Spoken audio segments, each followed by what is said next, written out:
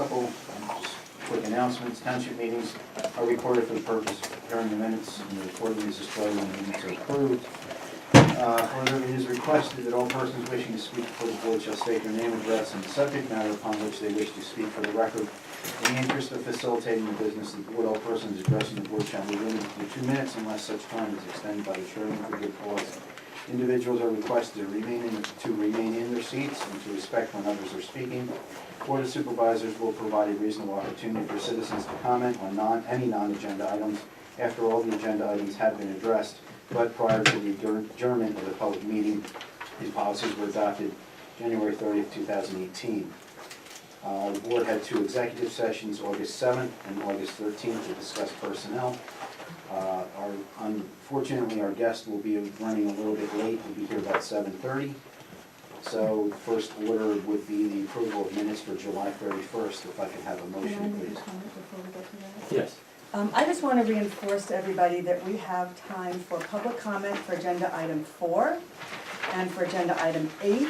And we're kind of getting away from that where people are making comments at any time throughout the meeting. So we're going to ask people to respect the amount of business we have to accomplish and please keep their comments to those 2 periods.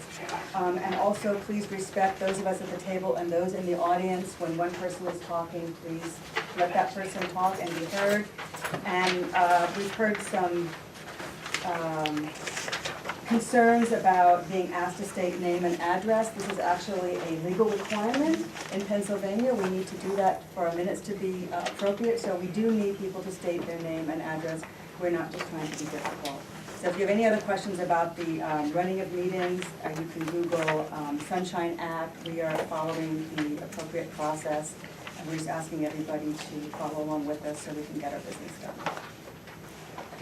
Thank you. Thank you. First order is the approval of the July 31st, 2018 minutes. If I could have a motion, please. I'll make a motion. Second. Any question? Any questions?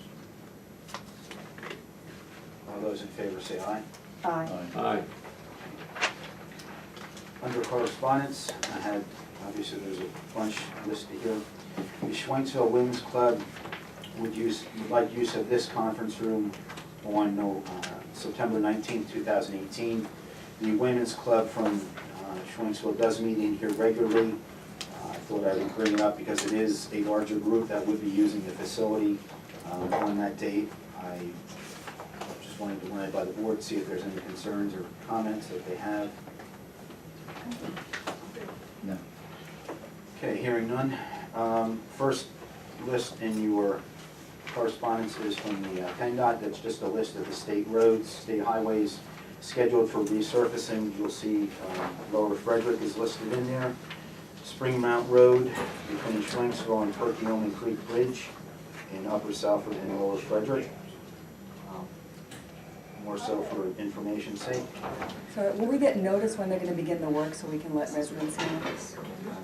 Do you know? They show up. They'll be They'll done. What'll happen? You're only talking about a tiny section of road Okay. beside of Spring Mountain Road Bridge, so. It goes up past the ski slope Right, to the stop sign, okay. and they'll be working at night.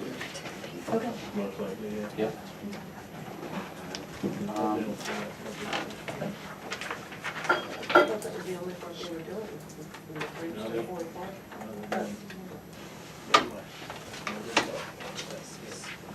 We have another seat, we have another room in the corner. There's a chair right here. We have an empty chair in the corner. Okay. Notice from PSATs, they're waiving their administrative fee. PSATs administers are $457 claim force. In years past, I'm understanding that that fee could be in the hundreds of dollars. There is no fee this year. Next correspondence is from the Lower Frederick Planning Commission. They're looking for reimbursement of the zoning tuition or zoning course that they would like to take. That's $90. Sorry, the whole planning commission wants to take it? I believe it's just you, Linda, right? Well, I have not spoken with the other members. I know Terry Bird wanted to take it, but he has work conflict. But as I say, I have not spoken with them. I do not know if they want to, but when you fill out your registration form, it asks will the township be remitting the funds, or will you be remitting?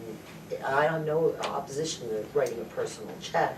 I've just asked the question, are we able to be reimbursed for those funds? Right. There is a $200 line item in the budget for that. As of now, none of those funds have been expended. Okay. My only question is, would this course fall within the purview of planning commission, or is it more within the purview of zoning hearing board? Oh, no, I would think it was definitely, I think it almost, when I looked over the brochure, it follows the MPC very closely, the 10-part series. And I'd be more than happy to, for the members that are unable to attend at the October Planning Commission meeting, because it's 3 days in September, share any course literature and give a recap, so. That would be great, I think we all Yeah, appreciate that's, that. and I think it would be beneficial because it explores all aspects of zoning. It may even be beneficial for supervisors and zoning hearing board members to take too, so Yeah. that's I why. don't know, have people taken that in the past? Has there been any? Not that I know of. I've Already taken it a have it? while back, but not with this township. I've taken it before, years Is ago, it- and I assume it changes. Who is it good for? I mean, who is it meant for? It's meant for members of municipal government, can be anybody, elected or appointed officials in government that deal with zoning. All right, I've taken it in the last year, so. okay, good. So, you gonna sign up, or are you gonna let me know? Well, yeah, no, I mean, I was waiting for an affirmative answer one way or the other. I'll sign up tomorrow and, you know, and then just, is the procedure then to just, you know, show a copy of the canceled check or the receipt? I can do that, or I can register you for it, if you, I mean, I don't have a registration form I either. think it said that the remittance just needed to be submitted by the end of the course, or maybe at the start of the course, If you so. wanna do that, that's fine. So then I should just check, and then I'll give you all the, I'll email you all the information. Okay. All right, Thank you. so, reimburse.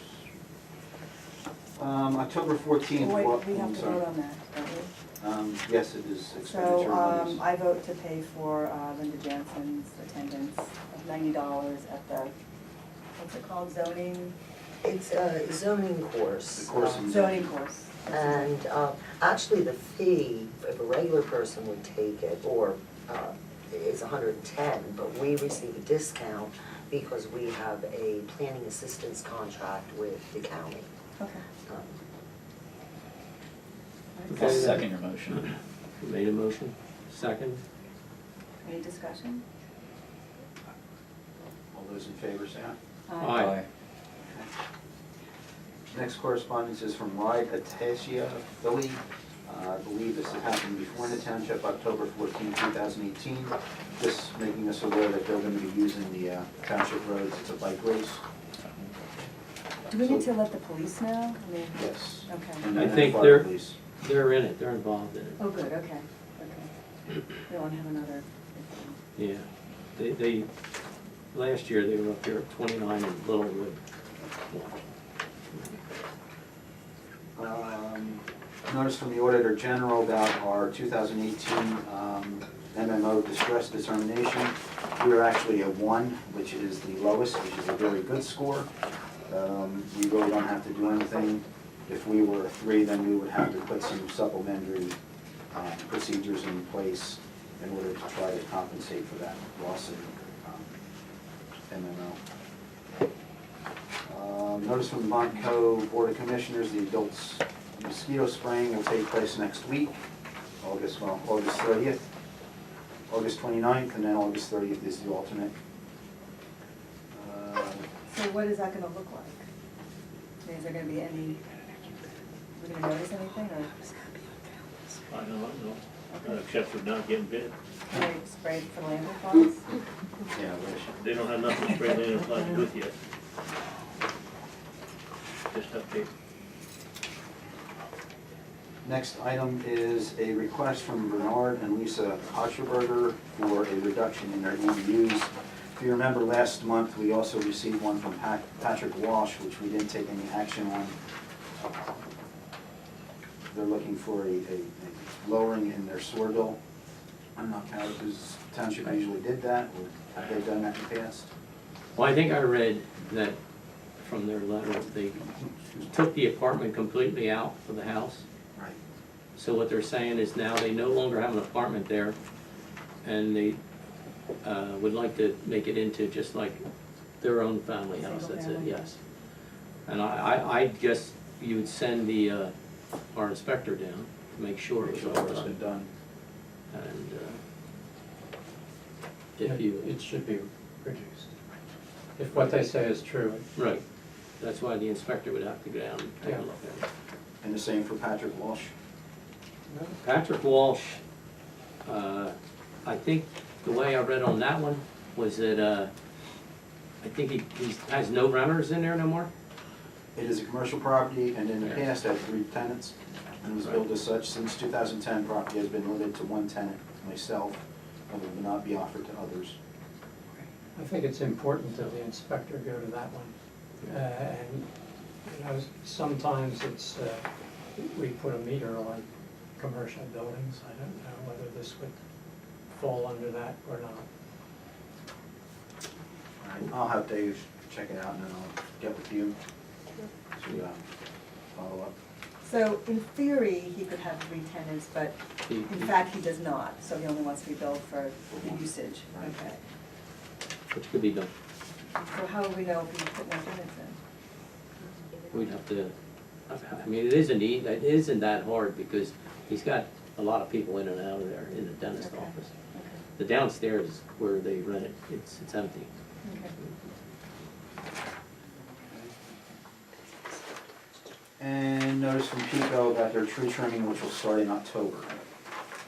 They supplied you with a map and some other narrative information. And that's all I have under correspondence. I don't have any administrative actions for tonight.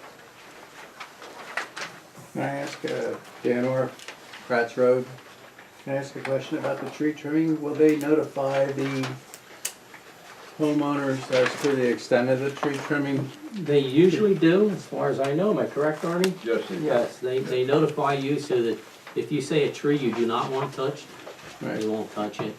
They'll just trim out around the wires, Well, as far as I read. yeah, they did Pratt's Road last year and they, I guess they did notify, but there was some lengthy discussions on some areas where they ultimately insisted upon cutting certain things down. But I just wanted to make sure that that was a practice of theirs, because it looks like there's lots of red lines on the map. Yeah, Are I we- seen that. Are we on the public comment section now? I guess, So I assume we're on public Yes. comment. I'm sorry, yes. Jim Schmidt, Silverbrook Drive. Now, if there's trees that are overhanging and the homeowner doesn't want them touched, but yet they look to be a danger to pedestrians and to traffic, will they still cut them or no?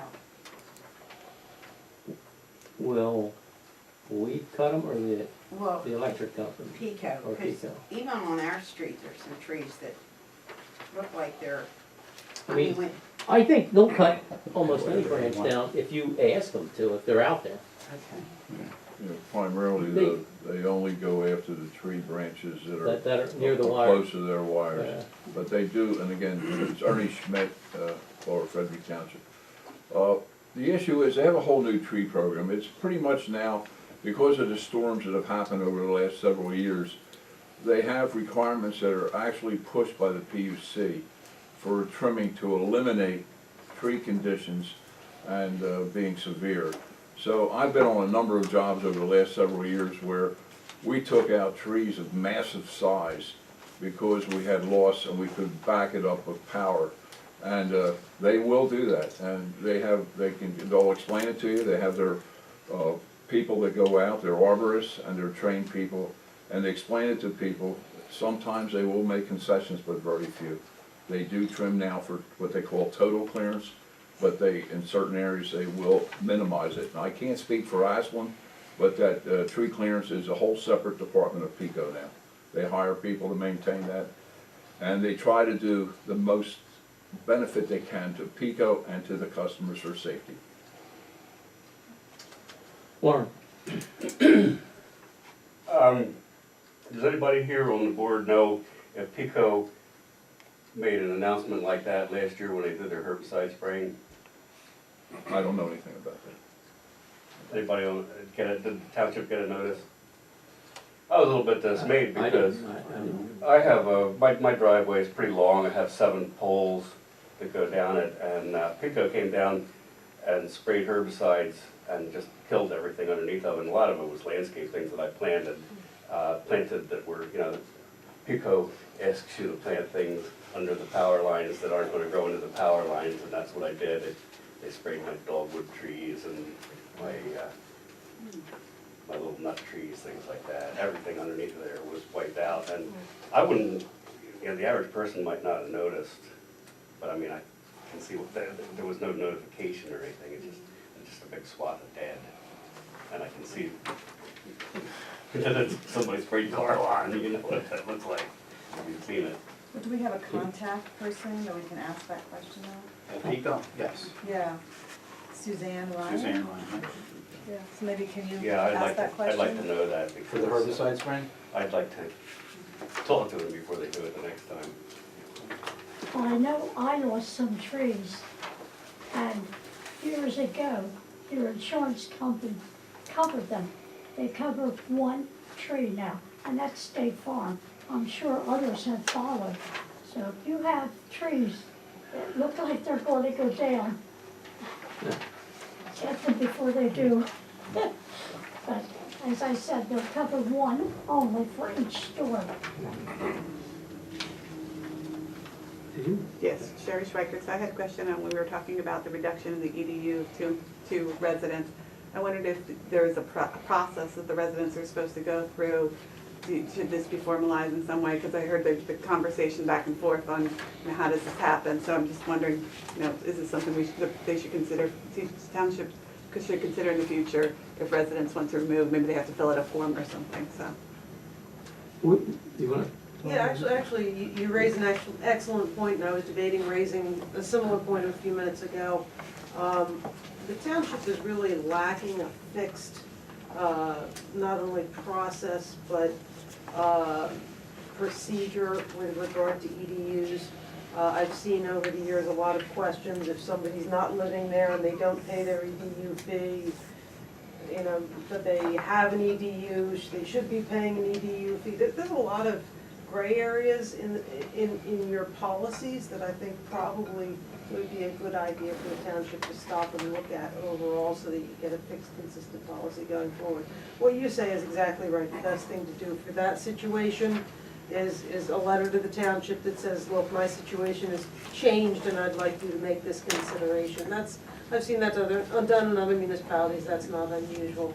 But overall, it would be good for the township to get a comprehensive policy on your sewage, your EDUs, and your charges, when a tap-in fee applies and when it doesn't for adding an EDU, that kind of thing. So when you say a policy, you're talking about an ordinance, or what would that actually be? Well, Or just a policy I that think you would I'd- have in writing? It'd be like- a policy in the sewer. And, Right. Okay. okay, like years ago, and I'm going way back, there's people out here on Cemetery Lane that bought EDUs. There's no sewer up there. I mean, so I wish they had it. it was But ridiculous. that does lock in capacity Yeah. that you might not be able to sell somewhere else when you Right, need to, when so. it comes up to sell somewhere. Yeah, so you don't have a good firm policy on that, that you can apply consistently throughout the town. Now, is this something that other places have that we could model on what someone else has? We don't have to start from scratch on something like this. Sure, that would be the case, I think it's an excellent idea. Okay, thank you for the question. We'll work towards that. Yeah, Dan North again, perhaps to follow on that. Maybe I have less of, I think more the other way. People putting down that they are only down to one unit. People are more likely to take advantage of it that way rather than to retain a unit that they don't need. How we know this guy's gonna just, go right back up to 3 once he gets reduced. I mean, there must be, do other townships have a means of verifying, of routinely checking that if somebody had 3 at one point in time, they can't back? Yeah, it leaves itself wide open for somebody to take advantage if they had multiple units in their house. Probably the quickest way you'd find out is when you go to raise your store rents. That they would come in and say, hey, I'm only using 2, I'm only using 1, therefore I want a reduction from 3 to 1 or 3 to 2. Otherwise, unless you have some sort of a comprehensive list where you have history in the files, it's gonna be hard to find out. What the chairman was suggesting was that an inspector go out to see that they've changed the building so that there aren't separate apartments anymore. Okay. Theoretically, if they change the building again, they'd need permits to do that. Maybe I'm more suspicious than most, but I would No, I think think you're there's a lot of. reasonable. Yeah. But I think that's exactly what Mr. Sachs Yeah. was referencing, that an inspector should go out. If he goes down and checks his house out and they did take the walls down, like he said in his letter, Right, and it's all open Okay. now, then there is an apartment by itself Right. there. gotcha. So, Ernie behind. Ernie, Yes, Ernie Schmidt. As prior treasurer and administrative assistant to the Collegeville Trap Public Works and Sewer Authority, what we did down there, naturally, we had our own well system there. We had to supply public water to the residents of Collegeville, Trap, Borough, and surrounding townships in a couple places. The other issue is that we put wells where we had well cut, we put meters on wellheads and gave the resident an outdoor faucet or a hydrant that was not metered. And we verified the gallonage. We had a base rate that we based on gallonage for a residential EDU, commercial properties like dentists and restaurants and places like that were built on a volume basis, and it was being so much was equal to 1 EDU. That's how we kept track of that. And the only way you can do it is if you have people on wells that are hooked to your sewer system, is that you should get them metered. You pay for it. We paid for it at the municipal authority and public works expense, and we read those meters on a quarterly basis. And again, the only way to effectively bill, you have to have that built into your rate structure of what you consider a basic EDU value, and that's how you sell your sewerage. You pay for your sewers that way. And you could get information from Collegeville Trap. I'm sure they supply you with their ordinances that they did that with and how they built. Linda, Linda Jansen, Simmons Road, pardon me. In the case of a residential property, I think I would have to concur that, the building inspector would go out. But I guess my question would be, don't businesses operating in the township have to register? So if indeed Dr. Walsh would get additional tenants down below in his commercial space, they would have to register with the township. Therefore, you would know to raise the EDUs up.